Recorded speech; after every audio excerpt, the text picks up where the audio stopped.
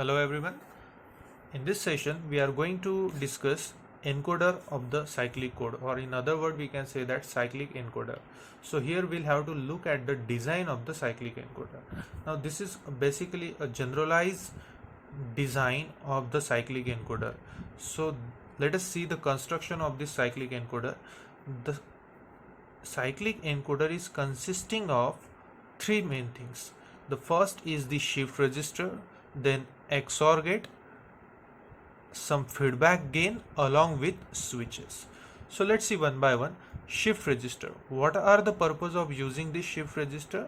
So the purpose of using shift register is to store the digital data, ones and zeros. Now how many shift registers we required? So we required q, that is n minus k shift register. So it depends upon the value of n and k how many shift registers we are going to use. So depending upon the value of q, we are going to design a cyclic encoder with number of shift register. Now how many number of XOR gates we needed here? So the number of XOR gate we needed is once again n minus k. XOR gate is also called as modulo 2 adder. So we required n minus k XOR gate. However, we need to keep it in our mind that every XOR gate must be used before the shift register. If you see, this is the register R1, so for that this is what the XOR gate. For R2 this is what the XOR gate. So for the last shift register this is what the XOR gate, and for first shift register this is what the XOR gate used. Now let us look at the feedback path. So every shift register is having certain feedback path.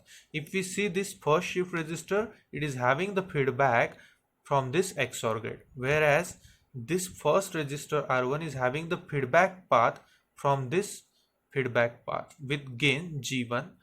R2 is having the feedback path from this XOR gate with feedback gain G2, and last shift register is having the feedback path from this feedback path with gain GQ minus 1. So here we'll have to keep it in our mind one thing: the first shift register must have feedback path gain 1. This must be a short circuited one. However, the rest of the gain will be varied. It depends upon the generator polynomial which will be given to us. So we will see little later in the example how this gain is supposed to be varying. So this gain G1 is either closed path or open path. Now if the value of this gain is 1, it means it will be a short circuited path, closed path, and if the value of this gain is 0, then this path will be a open path. However, we have used some of the switches here, switch S1 and switch S2.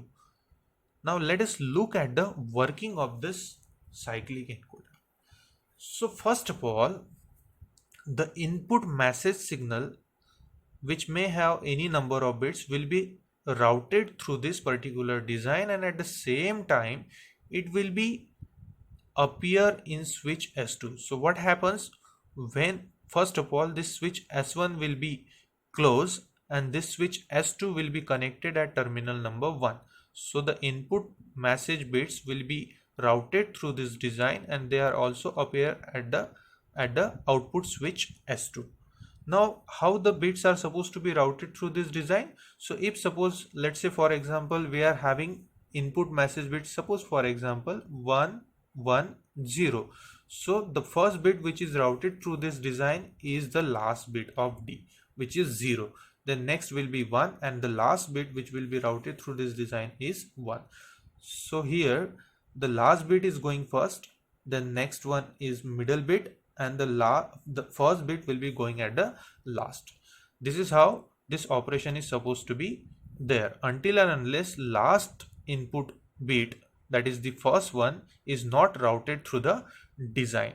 So when the last bit, here it is 1, is routed through this design, this switch S1 will be open and switch S2 will be connected to the terminal number 2. What will happen?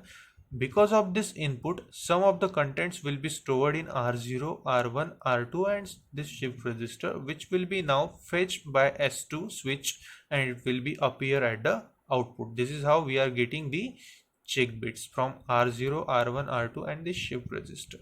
So this is what the operation of cyclic encoder.